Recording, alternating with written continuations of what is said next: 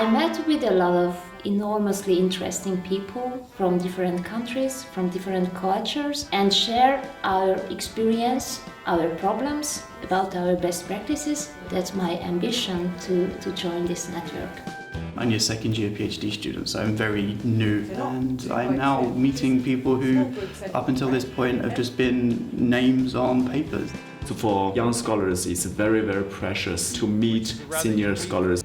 It's like a niche, compared to the very large conferences that are out there, but also a struggle to survive because we are small. This is my second visit to St. Gallen. The first visit was 20 years ago for the founding conference, and at that stage I had an interest in public sector reform, and more importantly, accounting and finance reform. 20 years ago was the start of what they call the new public management, redefining public administration. And new public management was practiced in Australia and New Zealand before many other countries. And we came to learn the experience of what was happening in Europe. There was not the interdisciplinary discussion that we usually have nowadays. When in '96 we had a highly interested interdisciplinary group of researchers coming together in Switzerland. This is how IPMN was founded.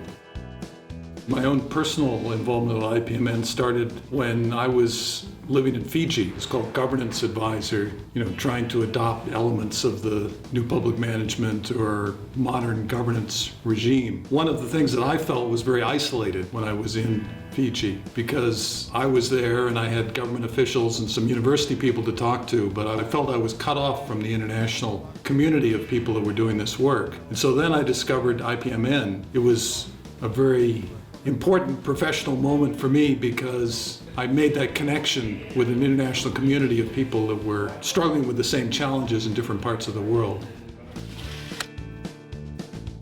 Public management wasn't even discussed in the German-speaking part of the world. We had a conversation and I started to talk about public accountability, and half the room said we don't even have the word accountability in our language. When anyone talks about accountability, they use the English word accountability.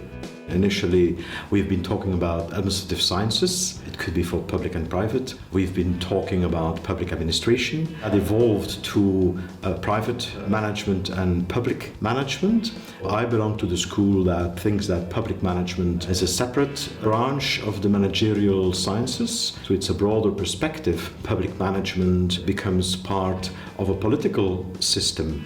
It is about being responsible for resources and being accountable and contribute to society. Ultimately, the objective of public management is not only to look at organizations and their service delivery, it is also how can we organize systems to have very good policies designed, implemented and evaluated. In the past 20 years, we saw a rise in the scientific community. We saw a rise in the quality of research. It's much more theory-driven now, more rigorous and probably also more relevant in a sense of tackling relevant questions and also then on the line of argument in the research design. You see it in the numbers of journals we have, in the impact factor of the journals we have. In recent years, you really see a growing popularity of comparative studies, especially comparing East and West, comparing other kind of political systems and governance modes. Many of the comparative studies are not analytically rigorous. The whole public policy field is still searching the right paradigm and the correct analytical framework for comparative studies.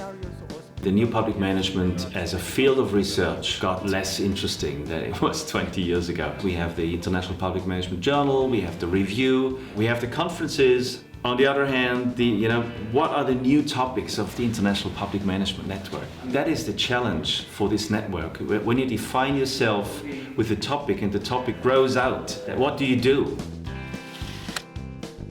The major challenge is to deal with the new technologies, creating smart solutions with all the technology that's developing. They used to get improved services from businesses and they expect the same from the government. Public transportation or the bank services is just much better than government client services.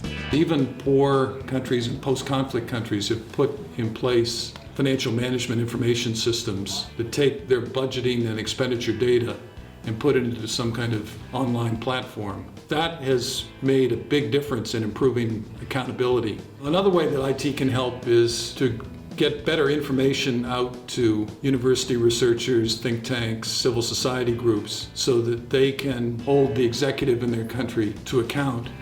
There's actually a big gap between the technologies which are present and the social sciences which cannot handle these advances in technology. We will have to reinvent our thinking, our models, our structures to be able to manage and to handle this. The big data, the data sets will be drivers of policies and service delivery. Now, the implications for the public sector are enormous.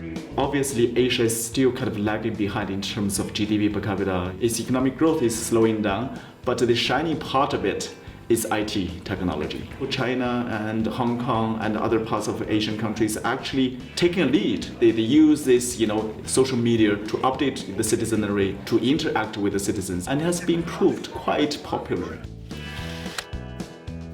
It's a very friendly and familiar atmosphere. So we have now 20, 30 researchers, and this is really great because you can have very intense discussions. I was a little bit overwhelmed by the different streams and different topics, different theories in the beginning because I'm quite new to the game and my first conference here.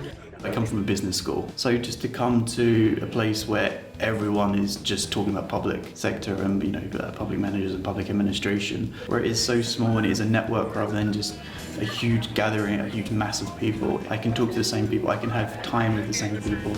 The key to more discussion and more exchange is creating space. A workshop among experts, 90 minutes of sitting together without a paper presentation, but with a topic.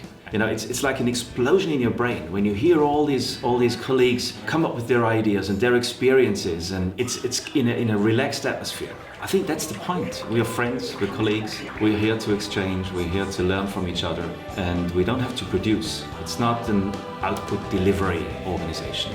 It's inspiring. Du bist viel mehr als dein Klischee.